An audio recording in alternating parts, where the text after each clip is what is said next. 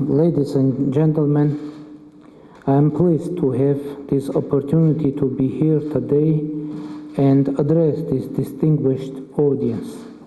First of all, I would like to express my gratitude and appreciation to Mr. Ralph Nickel, Vice President of the Council, and Director Mr. Guntram Wolf and his team for organizing this event. Today we are living at a time when not only natural but also geopolitical tectonic shifts are taking place all around the world. Deepening geopolitical instability, growing tensions and unpredictability are weakening the world order and international security system, creating even bigger challenges, especially for a country like Armenia with democracy, making us more vulnerable in our complicated region. Dear attendees, we witnessed the first sprouts of today's challenges and the collapse of the European security architecture in our region back in 2020 when Azerbaijan unleashed a war against Nagorno-Karabakh. After the signing of the November 9, 2020 trilateral statement, Azerbaijan not only didn't abandon its bellicose politics and threats, but also carried out new aggression, this time against the sovereign territories of the Republic of Armenia in May 2021, November 2021, and September 2022. During the last aggression on September 13-14, 2020, Azerbaijan launched a large-scale military attack targeting the military and civilian infrastructure of Armenia using heavy artillery, missile systems, and drones. As a result, the Armenian side had 225 victims, including 3 civilians.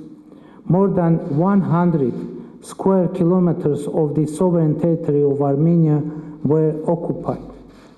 Today, I wouldn't like to go deep into the details of the aggressions of 2020, 2021, 2022, but it is impossible to ignore the evidences of multiple cases of torture, mutilation of captured or already dead Armenian servicemen, including servicewomen, and other atrocities by Azerbaijani military forces. The horrible videos of the Azeri militaries committing ISIS-style war crimes by executing Armenian prisoners of war should be acknowledged and addressed by the international community. Another issue is the engagement of the mercenaries from Syria by Azerbaijan. During the aggression of September 2022, when the external security system of Armenia didn't work, we requested an emergency meeting of the UN Security Council that was held on September 15, 2022. During the meeting, the UN Security Council member states noted that the use of force is totally unacceptable, explicitly named the aggressor.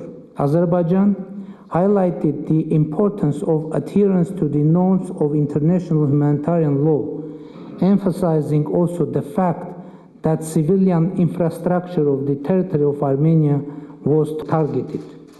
An important step toward the escalation of the situation, quadrilateral meeting of President Macron, President Michel, President Aliyev, and me in Prague on October 6, 2020, where an agreement was reached on deploying short-term EU monitoring capacity along the international border between Armenia and Azerbaijan.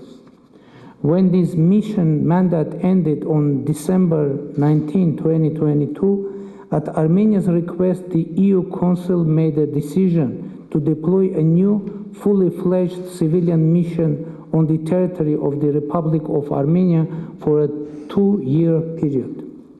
On behalf of the Government of Armenia, I would like to express our gratitude to the EU and its member states, particularly to the Government of the Federal Republic of Germany for its support to our request. The mission was launched on the 20th February, and I have already met the head of the mission, your compatriot with extensive experience in international deployments, Mr. Markus Ritter in Yerevan. The mission shall play a crucial role in ensuring security on the ground and stability in the region, as well as timely and reliable reporting on the current situation to our partners in the European Union and its member states. Dear colleagues, Azerbaijan, since December 12, 2022, in gross violation of the provisions of the trilateral statement of November 9, 2020, has been illegally blocked the Lachin corridor connected Nagorno-Karabakh to Armenia. The blockade resulted in a humanitarian crisis. 120,000 Armenians of Nagorno-Karabakh had been cut off from natural gas, electricity, food, medical, and other vital supplies. Due to a severe shortage of food and other necessary goods, authorities of Nagorno-Karabakh had to take desperate measures, issued food coupons, and are rationing certain foodstuffs. Population receives only irregular power supplies from local electricity capacities. Universities, schools, and kindergartens were shut down, due to which more than 30,000 students and children were deprived of their right to education. On December 20, 2022, upon the request of the Republic of Armenia, an emergency meeting of the UN Security Council was held on the situation caused by blockade of the Lachin corridor. The overwhelming majority of the UN Security Council members made clear demands to stop the blockade of the corridor by Azerbaijan and to ensure the access of international organizations to Nagorno-Karabakh. Dozens of countries and organizations issued a targeted condemnation of the blockade of the Lachin corridor and urged Azerbaijan to end it. The Republic of Armenia has been putting efforts to send a UN and OSCE fact-finding mission to Nagorno-Karabakh and Lachin corridor. Also, the Republic of Armenia filed a request to the International Court of Justice of the United Nations under Convention of the Elimination of all forms of racial discrimination to apply provisional measures to unblock the Lachin corridor.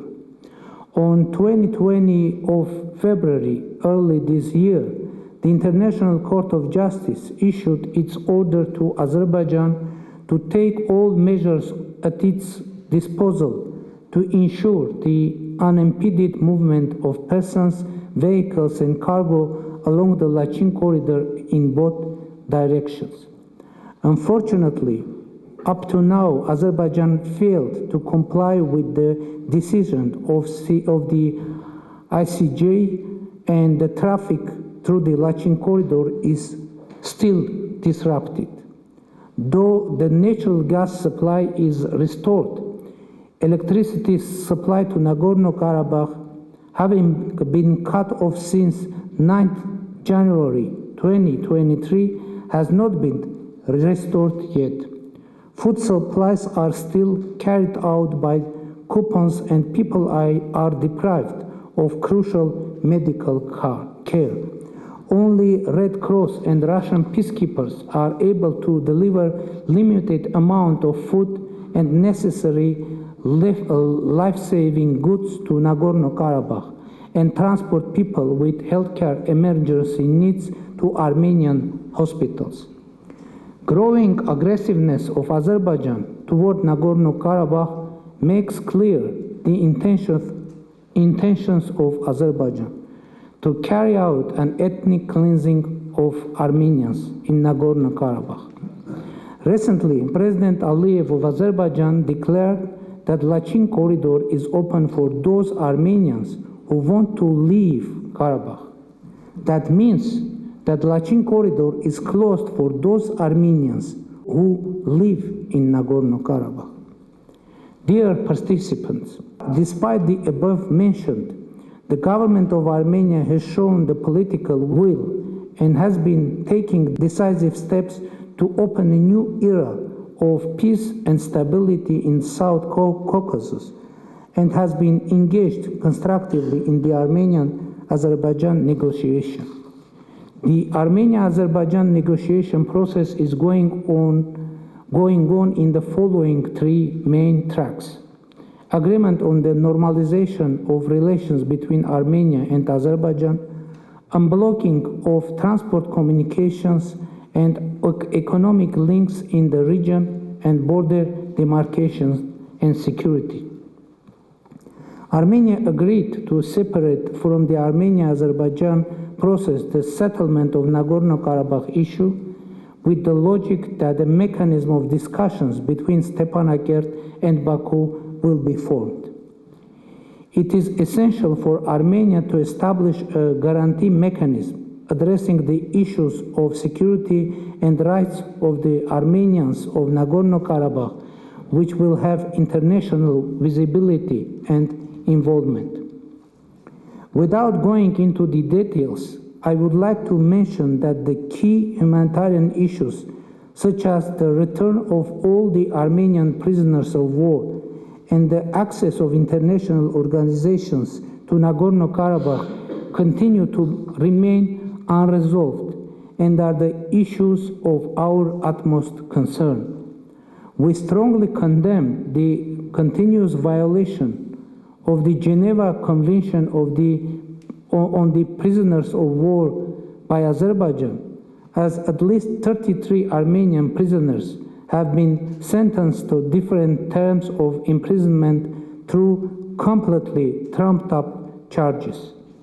The refusal of Azerbaijan to repatriate Armenian prisoners of war is another violation by Azerbaijan of point 8 of trilateral statement of 9 November of 2020.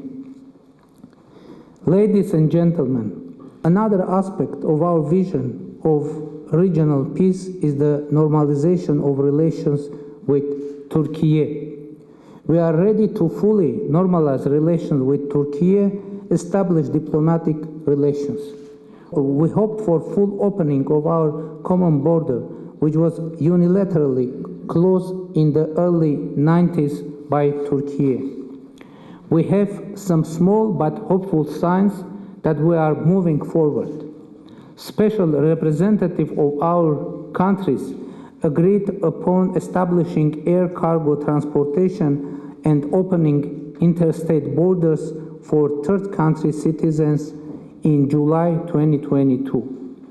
In January, a ban on direct air cargo transportation between Turkey and Armenia has been lifted, and we hope for the speedy implementation of the opening of the border for third country citizens. Also, I met President Erdogan in Prague on the margins of the European Political Community Summit in Prague 2022. It was in October, where we discussed the prospect of normalization. Armenia reacted rapidly after the recent devastating earthquake in Turkey. I called up President Erdogan with condolences and proposed our support. After that, we sent humanitarian aid and a rescue team to the affected areas. It is very important to state that 2 convoys of humanitarian aid entered into Turkey through the border bridge, which had been closed for 30 years. Our rescue team returned to Armenia through that bridge as well. Armenian Foreign Minister visited Turkey, met his counterpart, and reiterated our readiness and willingness to fully normalize relations.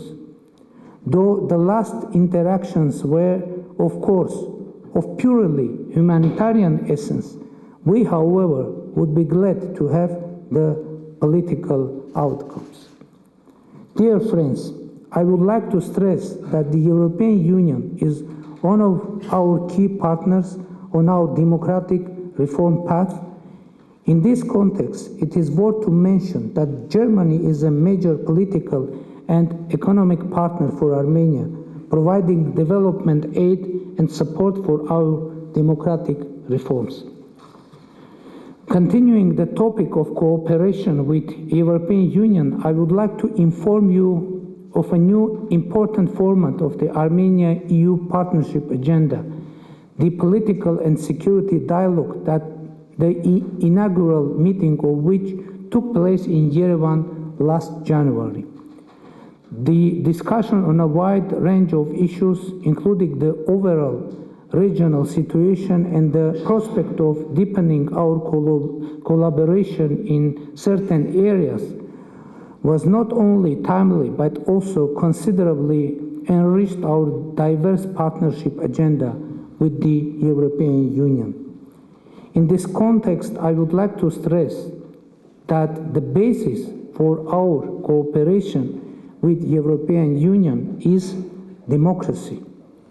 And according to the latest index of the General Assessment of Eastern Partnership member states, Armenia topped the democracy and good governance rating table among the Eastern Partnership member countries and is a leader in the following 5 areas: fight against corruption, an independent judiciary, opinion and freedom of expression, freedom of assembly and association, independent media and democratic rights, elections and political pluralism. Despite all the challenges, we do believe that our security architecture cannot be comprehensive without respect for human rights, rule of law, and democracy. Democracy is a strategy for us. We will keep up reforms aimed at strengthening the rule of law, consolidating good governance, and fighting against corruption, aiming to ensure prosperity for our people. The 2018 democratic Velvet Revolution, followed by 2018 and 2021 snap parliamentary elections, proved that Armenia's democratic development path is irreversible. In this regard, 2021 parliamentary elections were exceptional. It was first case when election in Armenia served as a tool for overcoming the political crisis. I mean internal political crisis that we had after the 44 days war of 2020. Usually, elections sparked political crisis in our country, and it was the case from 1994 to 2018. But this page is turned off after democratic revolution of 2018, and Armenia now is an internationally recognized democratic country. However, recent security challenges raise serious question. The following question: whether democracy can provide security. Whether Armenian democracy is able to provide security. This is the question that rightfully worries the Armenian society today, and an issue to be addressed by our government. Thank you for your attention.